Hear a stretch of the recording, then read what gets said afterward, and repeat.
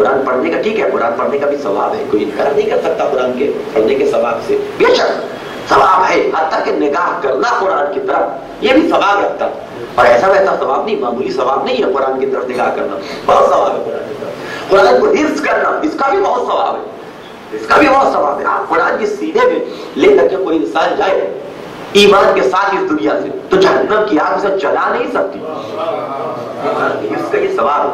آپ غور کریں، یہ ساری چیزیں نا بینیفٹ، آپ سوچئے، دیکھیے 3 مرحلے میں اس سے پہلے شاید کی خدمت میں بیان کر چکا ہوں، مختلف کوٹھی میں یاد نہیں ہے مجھے، لیکن 3 چیزیں، حدیث قدسی اور قرآن، یہ 3 ہے، ٹھیک ہے۔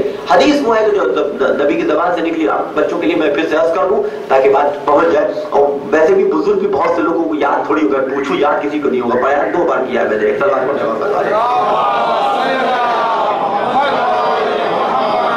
تو 3 چیزیں ہمارے پاس جو کافی معتبر ہے، ایک ہے حدیث رسول، ایک ہے حدیث قدسی، اور ایک چیز کا نام ہے قرآن۔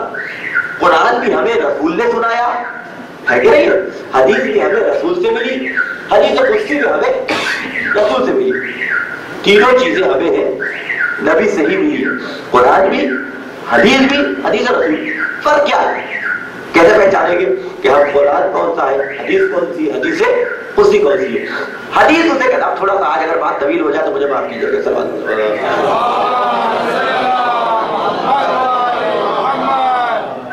حدیث کسے کہتے ہیں؟ کہ حدیث وہ ہے کہ جہاں پہ مفہوم صرف اللہ کا ہو، مفہوم صرف اللہ کا ہو، الفاظ نبی کے، مفہوم اللہ کا ہے۔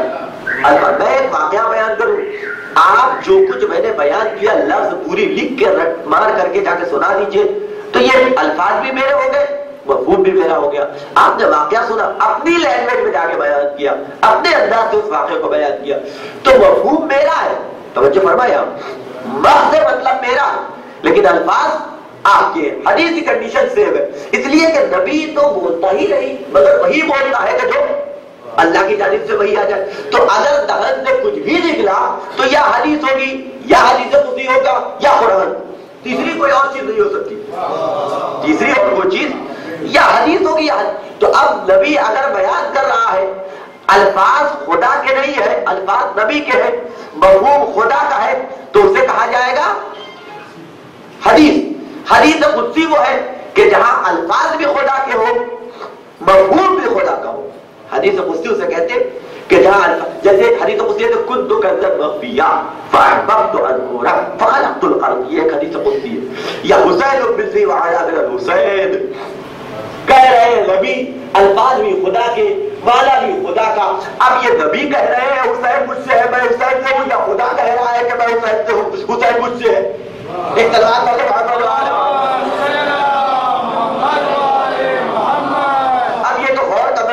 اپنی اپنی معرفت کے اعتبار سے جو سمجھ لے کہ یہ نبی کہہ رہے ہیں کہ حسین مجھ سے ہے، میں حسین سے ہوں، یا خدا کہہ رہا ہے کہ حسین مجھ سے، لیکن جہاں الفاظ اور مفہوم دونوں خدا کا ہو، یہ حدیث قدسی ہم نے نہیں لکھا، بڑے بھائیوں نے بھی لکھا ہے، توجہ فرمائیے۔ تو حدیث قدسی وہ ہے کہ جہاں الفاظ بھی خدا کے ہو، مفہوم بھی خدا کا ہو۔ قرآن بھی یہی ہے کہ جہاں الفاظ بھی خدا کے ہو اور مفہوم بھی خدا کا ہو۔ تو اب حدیث قدسی اور قرآن میں فرق کیا ہو گیا؟ وہ دونوں میں الفاظ بھی خدا کے اور مفہوم بھی خدا کا ہے، تو فرق کیا ہوا؟ کہ فرق صرف اتنا سا ہے کہ جہاں چیلنج ہو وہ ہے قرآن، جہاں چیلنج ہو کہ اس جیسا تم نہیں لا سکتے وہ ہے قرآن، اور جہاں چیلنج نہ ہو وہ ہے حدیث قدسی۔ ایک صلوات پڑھ دیں محمد والا۔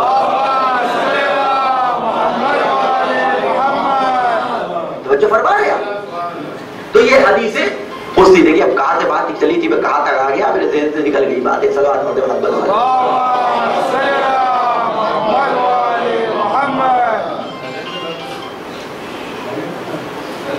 وہ ہیش کا بٹن ہوگا، اس کو تھوڑی دیر تک دبائے رہیے تو سائلنٹ چلا جائے گا۔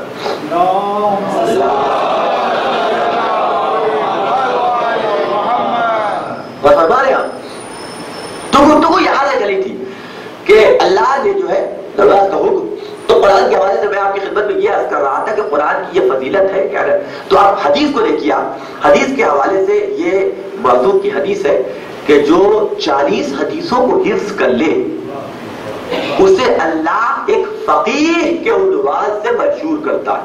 فقیہ مولوی نہیں، حیدرآباد کے مجتہد کی بات نہیں کر رہا ہوں. واقعاً فقیہ یہ حدیث معصوم ہے کہ اگر 40 حدیثوں کو کوئی معنی اور مفہوم کے ساتھ حفظ کر لے تو اللہ اسے فقیہ کے عنوان سے میدان محشر میں مشہور کرتا ہے کہ یہ فقیہ آ رہا ہے. جناب ابن حبیب ابن مظاہر کو مولا نے یہ لقب دیا تھا نا، رجل فقیہ. تو 40 حدیثوں کو اگر کوئی حفظ کر لے تو اسے کہا جائے گا کیا؟ فقیہ. تو اب حدیث کا رتبہ بہرحال کم ہے، قرآن کا رتبہ بہرحال زیادہ ہے. تو اگر 40 حدیثوں کا حافظ فقیہ ہو جائے تو حافظ قرآن کو کیا کہا جائے گا؟ صلوات پڑھیں محمد والے.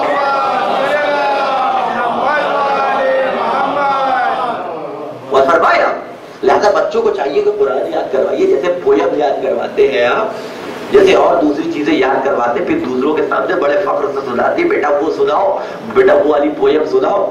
ویسے قرآن کی آیتیں بھی سنائیے، اللہ بھی آپ کو سنوائیے اپنے بیٹے سے. پویم یاد کرواتے ہیں تو اپنے دوستوں کو سنائیے. قرآن یاد کروائیے تو اللہ کو سنوائیے. اللہ بھی دیکھیے میں نے اسے اتنا دینا یاد کروا دی، اللہ بھی دیکھیے میں نے اسے اتنا اللہ یاد کروا دی. جو بتا رہے آپ، تو یہ ہے عنوان. اور یاد رکھیے گا بیٹے کی تربیت، اولاد کی تربیت بڑی اہمیت رکھتی ہے. اگر ایک آپ کیسے بھی ہو اور کسی راہ پہ بھی چل رہے ہو، ایمان کے ساتھ دنیا سے اٹھ گئے اور لیکن بے عمل تھے، عمل میں کمی تھی یا بے عمل تھے، لیکن اولاد صحیح نکل گئی، تو یقین مانیے اللہ اولاد کو جنت کے دروازے پہ روکے رہتا ہے کہ خالی یہی جنت میں نہیں جائے گا بلکہ اپنے متعلقین کو بھی لے کے جائے گا، اپنے ماں باپ کو بھی لے کے جائے گا. ایک سلوات پڑھتے محمد.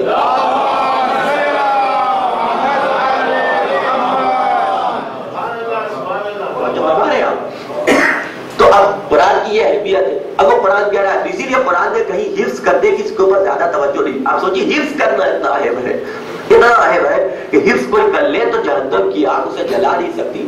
پھر حدیث معصوم ہے کہ اگر قرآن کو 70 سال پڑھنے کا ثواب ایک طرف اور قرآن کے ایک حرف پہ غور و تدبر کرنے کا ثواب ایک طرف. قرآن پہ غور و فکر کرنے کا ثواب ایک طرف. اتنا اہم ہے بلکہ کہ جیسے جیسے تم تدبر کرتے جاؤ گے ویسے ویسے علم بڑھتا چلا جائے گا، جیسے جیسے علم بڑھے گا ویسے ویسے تمہاری معرفت میں اضافہ ہوگا. اور جیسے جیسے معرفت میں اضافہ ہو جائے گا ویسے ویسے تمہاری عبادت میں کیفیت پیدا ہوتی چلی جائے گی. ایک صلوات پڑھتے محمد.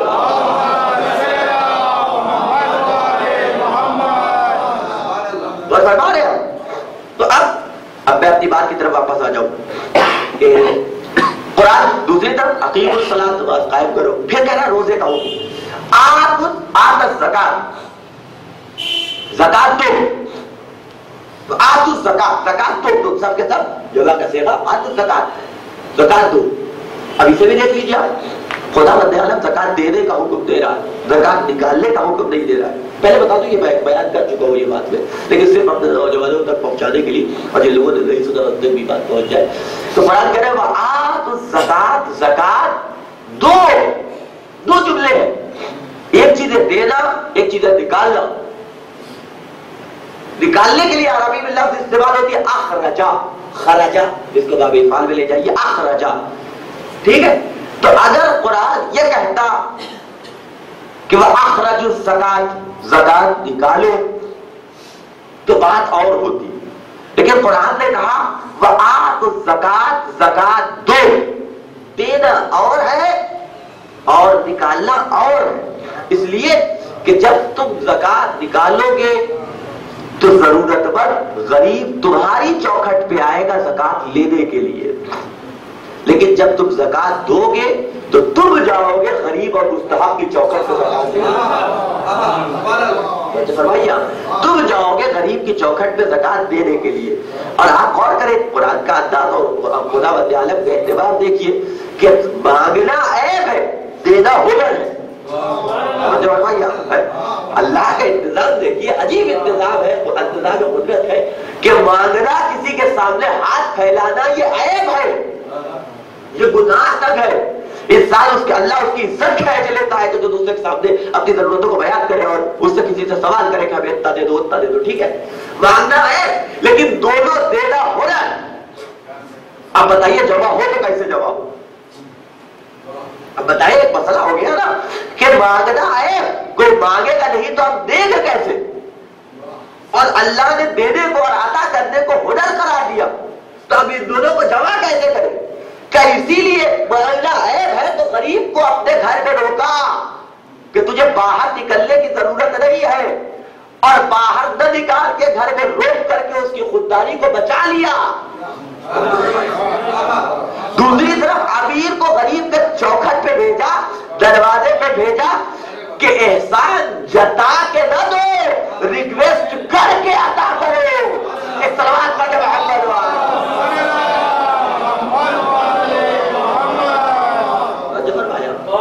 قدرت کری وآت الزکاۃ وآت الزکاۃ, زکات دو, زکات نکالو نہیں زکات دو.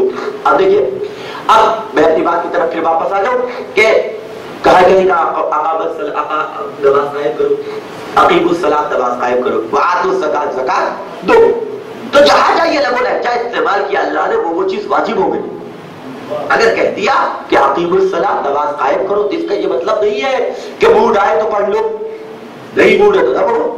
غور فرمایا کہ دل کیا تو پڑھ لیا, نہیں کہتا واجب ہے. واجب کا مطلب کیا ہوتا ہے کہ اگر نہیں پڑھا تو اس کے بدلے میں تمہارے اوپر عذاب ہوگا. اب یہاں ہو یا وہاں ہو یہ اس کے اختیار میں ہے.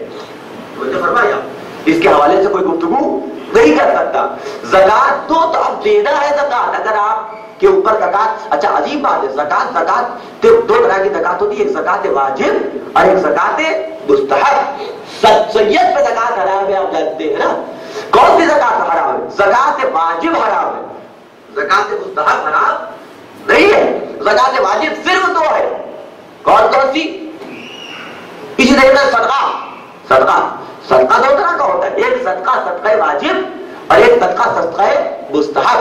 صدقہ واجب سید پہ حرام ہے, صدقہ مستحب سید پہ حرام نہیں ہے. واجب کون سا ہے؟ واجب صدقہ وہی ہے کہ جسے آپ زکات کہتے ہیں. گیہوں کی زکات, جو کی زکات, کشمش کی زکات, بھینس کی زکات, بکری کی زکات. توجہ فرما, سونے چاندی کی جو زکات وغیرہ نکلتی ہے اس زکات کے احکام جا کے آپ توضیح الوسائل میں دیکھیے گا. تو یہ زکات جو ہے سید پہ حرام ہے. اسی طریقے سے دوسری زکات ہے کہ جسے کہتے ہیں فطرہ, جو عید کے دن نکالتے ہیں آپ, ہے کہ نہیں ہے, عید کے دن جو نکالتے ہیں آپ فطرہ, یہ زکات, یہ دونوں زکات غیر سید کی سید کے اوپر حرام ہے. لیکن ایک صدقہ ہوتا ہے جو مستحبی ہے. آپ نے اپنی حفاظت کے لیے 10 روپیہ نکال دیا, 5 روپیہ نکال دیا, یہ واجب نہیں ہے, یہ صدقہ ہے. لیکن یہ صدقہ سید کے اوپر حرام نہیں ہے. یہ اپنے خاندان میں بھی آپ کسی کو دے سکتے ہیں اگر ضرورت مند ہے, محلے میں بھی دے سکتے ہیں, محتاج کسی کو بھی. افضلیت بہرحال مومن ہونا چاہیے, نہ ملے تو مسلمان کو بھی دیا جا سکتا ہے, نہ ملے تو کسی غیر مسلم کو بھی عطا کیا جا سکتا ہے. ایک سلام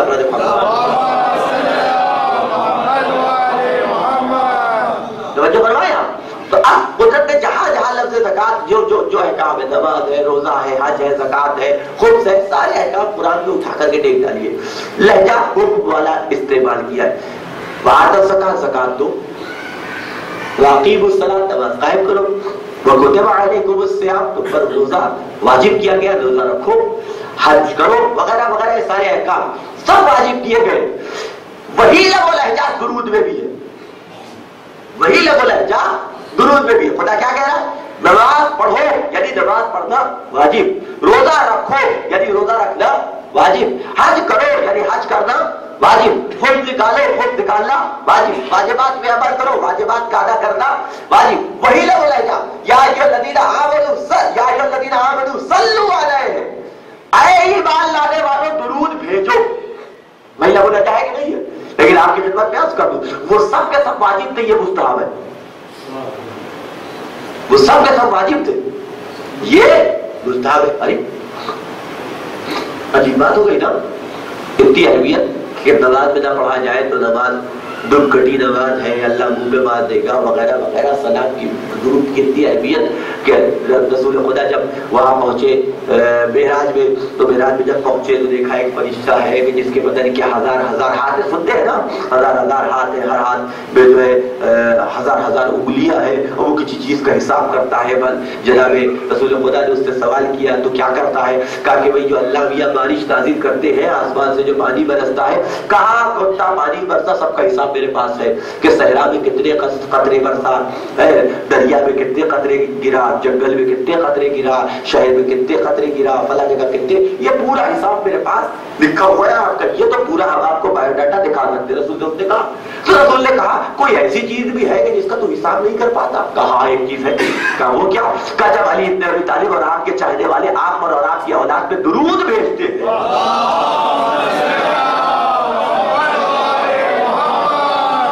تو ان کا جو ثواب ہے اس ثواب کو میں کاؤنٹ نہیں کر پاتا، جب رویہ نہیں کر پاتا۔ تو اتنی اہمیت درود کی، تو اتنی اہمیت تو اسے واجب کر دیتا نا۔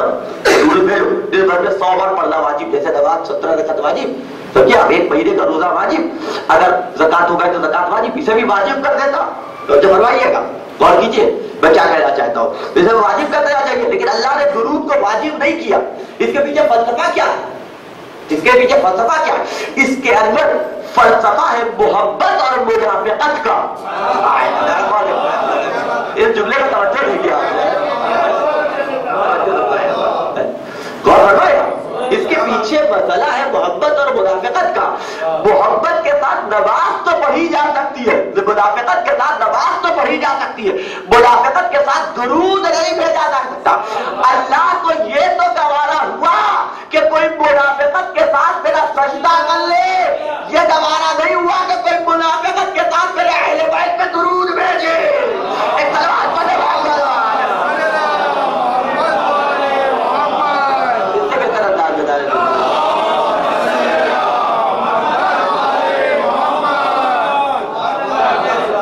پھر سے ایک بار اور سلوات بتا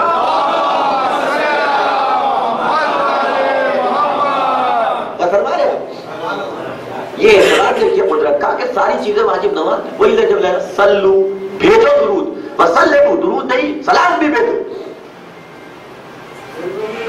کس طریقے سے درود و سلام بھیجو؟ جو درود و سلام بھیجنے کا حق ہے، جو درود و سلام بھیجنے کا حق ہے اسی طریقے سے درود و سلام، لیکن واجب نہیں ہے۔ کیوں؟ دیکھیے اس کی وجہ بھی سن لیجیے، ایک وجہ اور سن لیجیے۔ دیکھیے ہدایت چیک کی میں جو بیٹھک ہوتی ہے 9 محرم کو، عابد حسین عابد صاحب کی طرف سے، اس میں نے ایک بات کہی تھی کہ 2 چیزیں ہیں، ایک چیز کا نام ہے قانون اور ایک چیز کا نام ہے تہذیب۔ تو جو فرمایا ایک چیز کا نام ہے قانون اور ایک چیز کا نام ہے تہذیب۔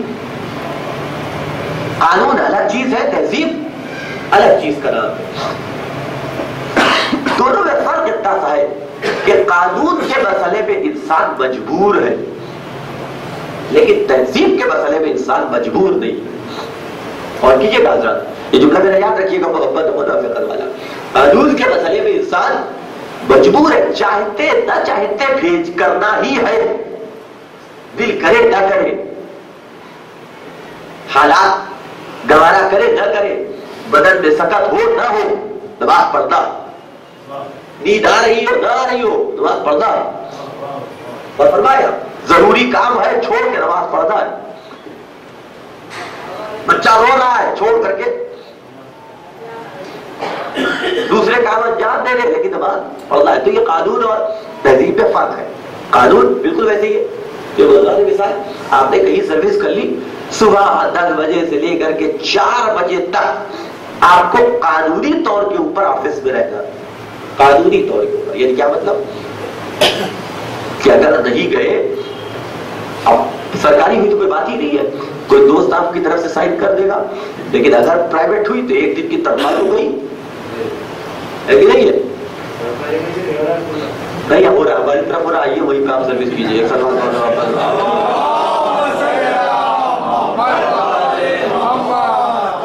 وہاں پہ ہو رہا ہے، باقاعدہ ہوتا ہے۔ تو جو فرما رہے آپ، تو سرکاری ہے تو بدن کہنے کا مقصد یہ ہے کہ صبح سے لے کر کے 4 بجے تک ایک آپ کا آفیشیل ٹائم ہے، قانونی ٹائم، یعنی آپ کو ہر حال میں جانا ہے، اور اگر نہیں گئے تو آپ کی تنخواہ 1 دن کی کٹ جائے گی. اور فرما رہے ہیں یہ قانونی ٹائم ہے. اللہ نے 2 چیزیں کی، ایک چیز ہے قانون، ایک چیز ہے تہذیب. قانون نماز پڑھو، قانون روزہ رکھو. قانون یہ ہے کہ 17 رکعت 24 گھنٹے میں نماز آپ کو پڑھنی ہے، یہ ہے قانون. تہذیب یہ ہے کہ 51 رکعت پڑھ دی جائے. تہذیب یہ ہے کہ صبح کی نماز سے پہلے 2 رکعت قضائے نماز شب کے عنوان سے پڑھ دی جائے. تہذیب یہ ہے کہ نماز کے بعد پہلے جو ہے اذان کہہ دی جائے. تہذیب یہ ہے کہ نماز سے پہلے اقامت کہہ دی جائے. تہذیب یہ ہے کہ نماز پڑھنے کے بعد ایک بار تسبیح پڑھ لی جائے. تہذیب یہ ہے کہ نماز پڑھنے کے بعد 1 مرتبہ درود بھیج دیا جائے. توجہ فرمایا. تہذیب یہ ہے کہ جب تم نماز ختم کرو تو کھڑے ہو کے سلام کر لو. یہ تہذیب ہے. توجہ فرمایا. تو اب اللہ غور کرے حضرات، تو تہذیب ایک طرف، قانون ایک طرف. 2 رکعت صبح کی نماز جو پڑھی آپ نے وہ تھا قانون. اس سے پہلے 2 رکعت قضائے نماز شب پڑھی، وہ تھی تہذیب. اذان کہا، یہ تھی تہذیب. اقامت کہا، یہ تھی تہذیب. اس کے بعد بیٹھ کر کے آپ نے 2 رکعت اور نماز پڑھ لی اپنے ماں باپ کی بخشش کے لیے، یہ بھی تہذیب. توجہ فرمائیے گا. اس کے بعد آپ نے درود بھیجا، وہ بھی تہذیب. کھڑے ہو کے سلام کر لیا، وہ بھی تہذیب. اب آپ آئیے دنیاوی قانون کے اوپر. صبح سے لے کر کے شام کے 4 بجے تک آپ کا آفیشیل ٹائم ہے کہ جس میں آپ کو ہر حال میں جانا ہی ہے قانونی طور پہ. نہیں گئے، توجہ رکھیے گا، تو کم سے کم تنخواہ کٹ جائے گی. اور اگر کہیں ٹیڑھے قسم کا آپ کا باس ہوا تو نوکری سے ہاتھ بھی روزہ پڑ سکتا ہے، یہ سزا بھی مل سکتی ہے. غور کیجیے. تو اب اس میں آپ کو ہر حال میں جانا ہے. لیکن اگر کام زیادہ ہوا اور آپ نے صبح سے 4 بجے کے بعد کہ آپ کا ٹائم ختم ہو جاتا ہے، لیکن آفس کے کام کو اپنا کام سمجھتے ہوئے 2-4 گھنٹہ اور زیادہ دے دیا، تو اب یہ 2-4 گھنٹہ جو آپ نے اور زیادہ دے دیا، اس میں یہ تو ہوگا ہی کہ آپ کی تنخواہ میں اضافہ ہوگا، آپ کا مالک بھی آپ سے خوش ہو جائے گا کہ بھئی یہ اتنا محنتی آدمی ہے کہ اپنے کام کے وقت کے علاوہ بھی آفس کو اتنی اہمیت دیتا ہے کہ اس میں بیٹھ کے وہ وقت نکال کے کام انجام دے رہا ہے. توجہ رکھیے گا. تو نتیجہ یہ ہے کہ کبھی بونس ملتا ہوگا تو مالک آپ کو اپنی نگاہ میں رکھے گا. اگر کبھی آپ کی ترقی کی بات آئی، ترقی کے لیے کوئی بات نکلی، کوئی وہ نکلی جگہ نکلی، تو آپ کا خیال رکھے گا مالک کہ بھئی یہ آدمی محنتی ہے، اسی کا حق ہے. توجہ فرمائیے گا. تو جب دنیاوی مالک اس طریقے کا خیال رکھے تو وہ کہ جو مالک کل ہے وہ کیوں نہ خیال رکھے گا. لہذا اس نے خیال اس عنوان سے رکھا کہ اگر میرے قانون پہ عمل کرو گے تو 1 حصہ ثواب. توجہ رکھیے گا. اور اگر میری تہذیب پہ عمل کرو گے تو اس کا 10 برابر تمہیں ثواب عطا کروں گا. اب سمجھیے، اگر اللہ درود کو واجب کر دیتا تو 1 ہی حصہ ثواب ملتا. اللہ نے درود کو واجب نہ کر کے مستحب قرار دیا تاکہ محبت